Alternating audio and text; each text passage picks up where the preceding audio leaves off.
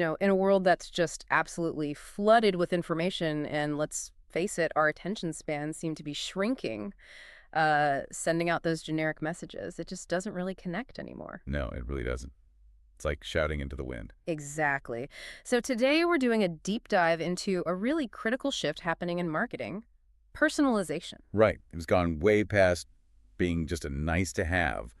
Now it's pretty much essential for any business that wants to grow. Our mission here is to unpack why it's so vital, figure out where it gives you the biggest bang for your buck, and also talk about how some, newer solutions are making this powerful stuff accessible. Yeah, accessible for creative marketing teams like yours, offering sort of agile alternatives when those huge enterprise platforms might just be overkill. So let's start there. Why has personalization become so non-negotiable? What's really changed with buyers? Well, fundamentally, it's about expectations.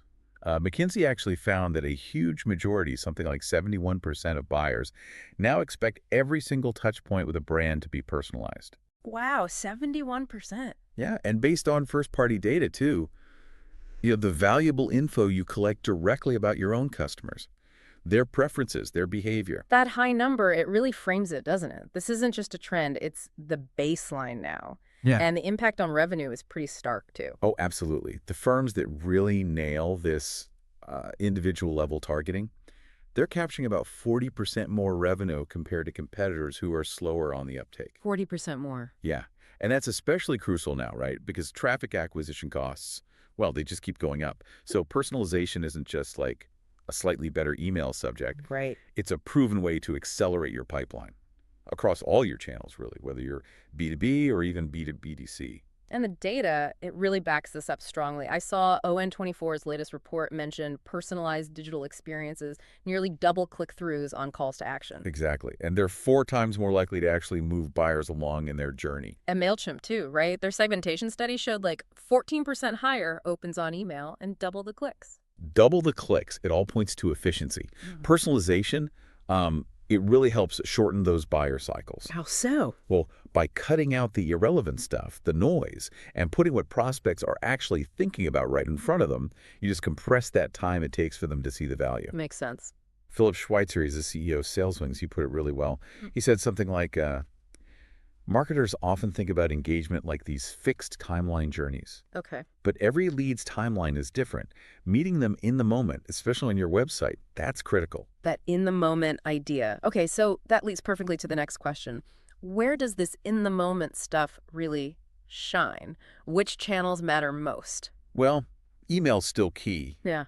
for managing those long B2B journeys. Yeah. But your website, that's often the finish line. That's where intent really peaks. Right. And things like content hubs, virtual events, they're right up there too. I mean, think about it. A prospect lands on your comparison page. They're basically telling you, I'm evaluating options. So if you just have a generic contact us link there, Yeah. well, you might lose them. So instead you could. Imagine replacing that with, say, an attention-grabbing scheduler popping up right then and there. Yeah. You capture that high intent immediately before they click away. It makes you ask, are you really using your website like a dynamic tool? And it doesn't have to be super complex either, right? You mentioned pop-ups. Those timely, targeted ones can still work really well. Oh, definitely. Get Site Control, they report average click-throughs of like 10% on mobile, 7% on desktop for pop-ups, and the best ones, over 20%. Wow. Which is exactly where a solution like SalesWings Interactions fits in. It's designed as a more lightweight personalization tool. To kind of tackle that complexity issue. Exactly, and empower marketers to actually be creative without getting bogged down. A key thing is how fast you can deploy it. Not months, you mean? Right. Often we're talking days, not months, like some of the bigger platforms. So you can get true one-to-one experiences going at scale without needing, tons of new code or these massive implementation projects. So how does it work technically? Well, it's essentially a flexible engagement layer. It uses that valuable first-party intent data from SalesWings' own analytics engine. And then marketers get this intuitive drag-and-drop builder. Drag and drop, okay. Yeah, so they can easily embed things like AI chatbots or videos, images, even integrate web forms from other systems they use, maybe Marketing Cloud or Braze or really any HTML content directly onto the site, targeted based on that intent. And I saw they even have an inspiration guide for campaigns showing different ways to use it. Yeah, it covers a lot. Things like seasonal promotions, event signups, specific tactics for converting those high-intent visitors, or showing different content based on buyer personas. So really practical examples. Exactly, all aimed at accelerating that pipeline growth by moving away from generic blasts to timely, context-aware interactions. Okay, so wrapping this up, what's the big takeaway for our listeners? For you? Look, personalization is arguably one of the maybe the most impactful lever a CMO can pull right now. If you want to accelerate growth, drive actually qualified pipeline. This is key. And tools like SalesWings Interactions offer that power for email, but crucially also right there on your website. Precisely.